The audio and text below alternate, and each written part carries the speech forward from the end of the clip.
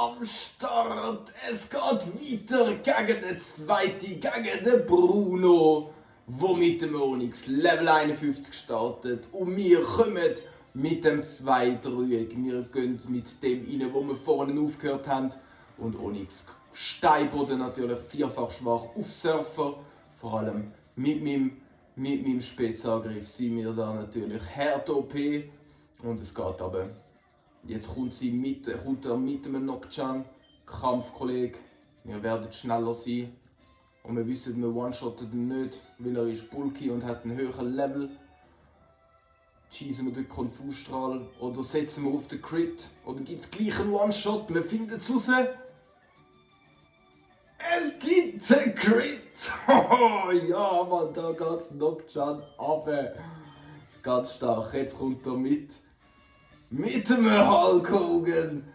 Und ich weiss, der Kollege ist nicht bulky.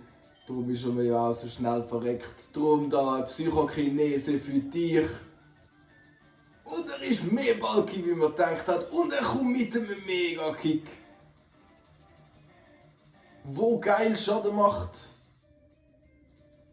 Frau Sack hat sicher geschillt mit dem Move, aber Kickli geht runter. 3 von 5 besiegt. Das 2-Dreieck macht einen fantastischen Job. Und jetzt kommt er mit einem erneuten Onyx, wo man sicher mit Surfer one-shotten können. Ich denke, gegen das Match müssen wir dann das 2-Dreieck rausnehmen. In der Hoffnung, dass wir es nicht verlieren.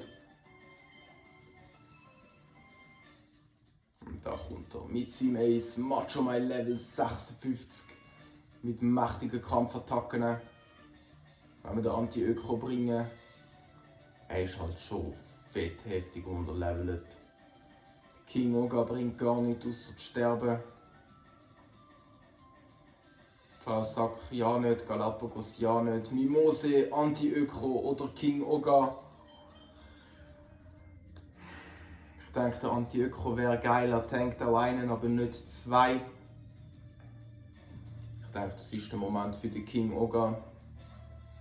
Auch wenn ich natürlich ungern. Der tankt er. Der Speed Drop kommt natürlich auch. Haben wir irgendetwas Gutes? Haben wir nicht. Wir gehen alle in Risiko-Tackle, wenn wir den Kreuzhieb überleben, was ich nicht glaube. Es ist der ja, mit dem Crit eh nicht. Ciao, Kingoga. Schön gewesen, dich kurz dabei zu haben.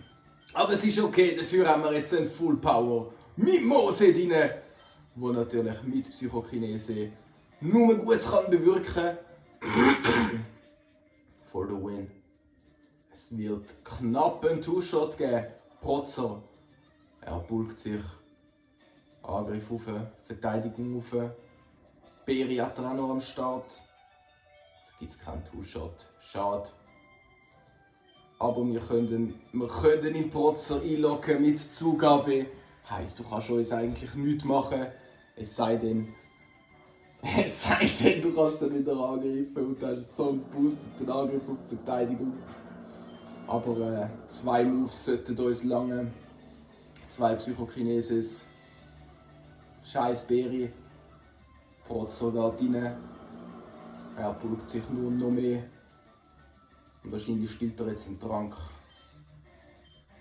Er spielt Top-Genesi. 2 Hits. Alles, was wir brauchen von Mimose. 2 Hits.